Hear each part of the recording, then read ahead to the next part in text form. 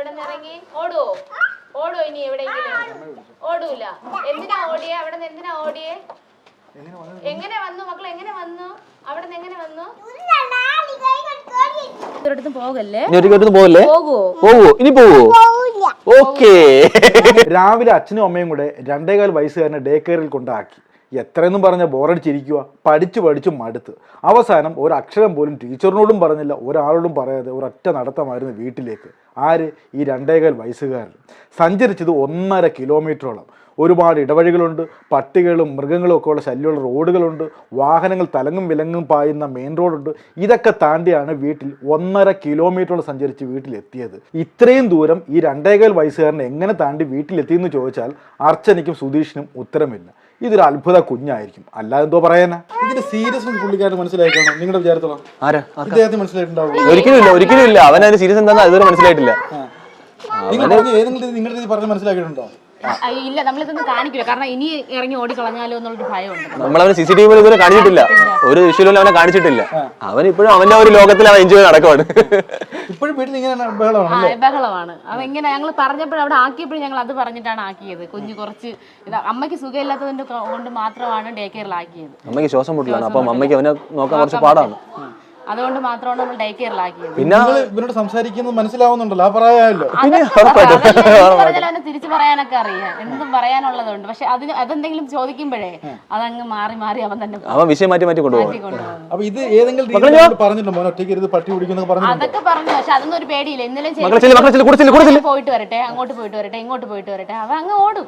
അത് കുഞ്ഞിന്റെ ആ ഒരു നേച്ചർ അങ്ങനെയാണ്. ഒരു 2.5 വയസ്സുള്ള കൊച്ചിനെ എത്രയെന്നും പറഞ്ഞ് നമ്മൾ പിടിച്ചു വെക്കും. എന്നാൽ ഇവന്റെ മനസ്സ് മനസ്സിലാക്കുന്ന അച്ഛനും അമ്മ ചോദിക്കും, ഇവൻ എങ്ങനെയായിരിക്കും അടയാളം വെച്ച് വരുമായിരിക്കും? എനിക്കതാ തോന്നുന്നു. അവൻ കുപ്പി നോക്കി വന്നു എന്റെ മൈൻഡിൽ. ഇവന് കുപ്പി കാണുമ്പോൾ ഭയങ്കര ഒരു അട്രാക്ഷൻ ആണ്.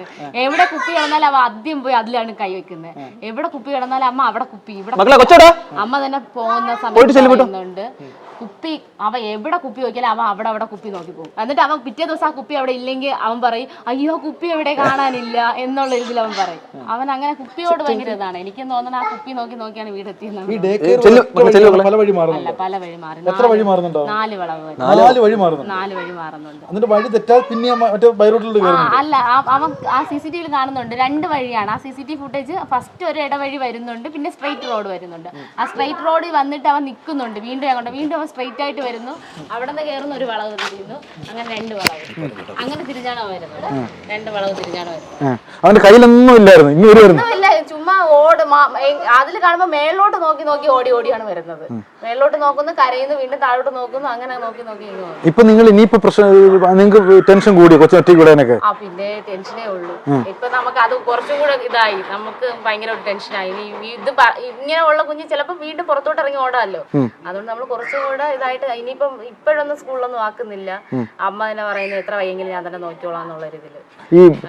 പിന്നെ നിങ്ങൾ മാപ്പ് പോലും ചോദിച്ചോ? മാപ്പ് ചോദിച്ചു. അവരന്ന് മാപ്പ് ചോദിച്ചതാണ് നമ്മൾ. പക്ഷെ നമ്മുടെ ആ സ്റ്റാൻഡിൽ നിന്നു എന്ന് വെച്ചാൽ നമ്മുടെ കുഞ്ഞിന് പറ്റിയതുപോലെ ഇനി ഒരു കുഞ്ഞിന് പറ്റരുതെന്ന് ആ ഒരു ഇതായിരുന്നു നമ്മുടെ ആവശ്യം. അതാണ് നമ്മുടെ ആവശ്യം. ക്ഷമിക്കാണെന്ന് പറഞ്ഞാൽ ഞങ്ങള് ഇതില് അതായത് ഈ സ്കൂളിന് കുറച്ചുകൂടെ ഒരു പ്രൊട്ടക്ഷൻ വേണം. നമ്മുടെ ഈ സ്ഥലത്ത് വേറൊരു സ്കൂളില്ല.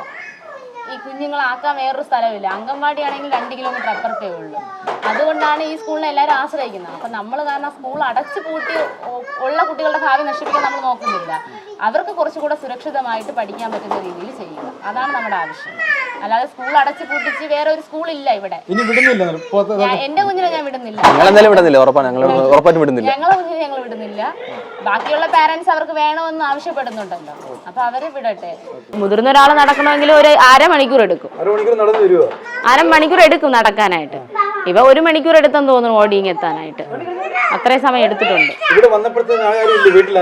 ഞാനും ഞാൻ ജോലിക്ക് സ്ഥലത്ത് നിൽക്കായിരുന്നു. അമ്മ ഉണ്ടായിരുന്നു. അമ്മ താഴത്തെ വീട്ടിലാണ്. ഇവിടെ ഞങ്ങൾ കാണാത്തോണ്ട് ഞങ്ങൾ ഇവിടെ പൂട്ടിയിട്ട് പോകും. താഴെ ഇവിടെ കൂടി ഇറങ്ങി അവൻ അവിടെ പോയി അമ്മയുടെ അടുത്താണ് പോയത്. അമ്മയുടെ അടുത്ത് പോയി കുഴഞ്ഞ് വീണു. എന്ന് വെച്ചാൽ കൊച്ചു അത്രയും ദൂരം ഓടി ആ വെയിലത്ത് ഓടി വന്നതിന്റെ ഇതില് അവൻ കരഞ്ഞുകൊണ്ടാണ് ഓടുന്നത്. കരഞ്ഞുകൊണ്ട് ഓടി വന്ന് അമ്മയുടെ നെഞ്ചത്തൂടെ വീഴാണ് ചെയ്തത്. അപ്പോഴമ്മ കരുതി എന്തുവാണ്, ആരോ കൊണ്ടാക്കി. നമ്മൾ കരുതൂലല്ലോ, കുഞ്ഞു കുട്ടി ഇത്രയും ദൂരം വരുമെന്ന് കരുതൂല. ഞാനും ആ സമയത്ത് കല്യാണ വീട്ടിലായിരുന്നു. കല്യാണ വീട്ടിൽ അവരും ഉണ്ടായിരുന്നു, ടീച്ചേഴ്സ് എല്ലാം ഉണ്ടായിരുന്നു. അപ്പോൾ ടീച്ചേഴ്സിനെ അവിടെ ആരോ കളിയാക്കുന്നുണ്ടായിരുന്നു. പിള്ളേരെല്ലാം ആക്കിയിട്ട് നിങ്ങളെല്ലാം ഇവിടെ നിൽക്കുമെന്ന് ചോദിച്ചു. അങ്ങനെ ആരോ കളി. അപ്പോഴും ഞാനും അവിടെ ഇരിക്കുമല്ലായിരുന്നു. വീട്ടിൽ വന്നപ്പോഴത്തേനും മോ ഇവിടെ ഒറ്റയ്ക്ക് ഇതുവഴി വരുമോ? അല്ല അതുവഴിയാ വരുന്നത്. അല്ല മനുഷ്യവാസമുള്ള പ്രദേശമാണ്. ആൾക്കാരുള്ള ദിവസം എല്ലാവരും കല്യാണത്തിന് പോയിട്ടുണ്ടാവും. പിന്നെ ആ സമയത്ത് ദൈവഭാഗ്യം കൊണ്ട് പട്ടികളും ഇല്ലായിരുന്നു, വലിയ വണ്ടികളും വന്നില്ല.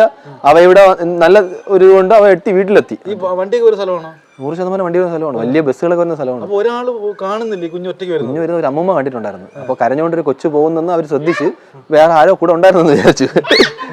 അങ്ങനെ ഇതാണൊക്കെ അവര് വിചാരിച്ചു വേറൊരു ബാക്കിൽ നിന്ന് ഉണ്ടാവും എന്നുള്ള രീതിയിൽ അവര് വലിയ ഇത് ശ്രദ്ധിച്ചില്ല. ഇവൻ ഭയങ്കര ഹൈപ്പർ ആക്റ്റീവ് ആണ്. വീട്ടിലാ കുഴപ്പമില്ല, അവന് വന്നിട്ട് വേറെ ഒന്നുമില്ല. അവൻ കുറച്ച് ആക്ടിവായിട്ട് വരുന്നുണ്ട്. നമ്മൾ മൊബൈലൊന്നും കൊടുക്കാറില്ല. അപ്പൊ അതുകൊണ്ട് പിന്നെ അവൻ കളിച്ചിരി അവൻ്റെ നമ്മൾ എൻജോയ് ചെയ്യാറുണ്ട്. അവൻ കുറച്ച് 2 ദിവസത്തേക്ക് ആക്റ്റീവ് അല്ലായിരുന്നു. അവൻ ഭയങ്കര പേടിച്ചിരിക്കുന്നത്. തിങ്കളിൽ ചൊവ്വ ബുധനൊക്കെ അവൻ കുറച്ച് പേടി. ഇന്നലെ വൈകിട്ട് രാത്രിക്ക് ശേഷമാണ്. ഇന്നലെ രാത്രി ഒരു ഉറങ്ങി ഒരു ലേറ്റ് നൈറ്റ് ഉറക്കമായിരുന്നു. 10 മണി കഴിഞ്ഞാൽ ഉറക്കം കഴിച്ചു. ഇന്നലെ പിന്നെ ഉറങ്ങി 1 മണിക്കാണ്. അതുവരെ നമ്മുടെ ഭയങ്കര കളിയും ചിരിയും കാര്യങ്ങളൊക്കെ ആയിരുന്നു. ഇപ്പോഴും അതല്ലോ, ഇപ്പൊ കുഴപ്പമില്ല, പഴയതിലായിട്ടുണ്ട്.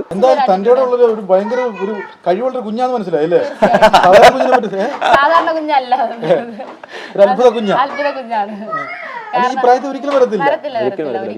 അത്ഭുത കുഞ്ഞ് തന്നെയാണ്. കുഞ്ഞിനെ പറ്റി ഓർക്കുമ്പോൾ അഭിമാനോടുണ്ട്.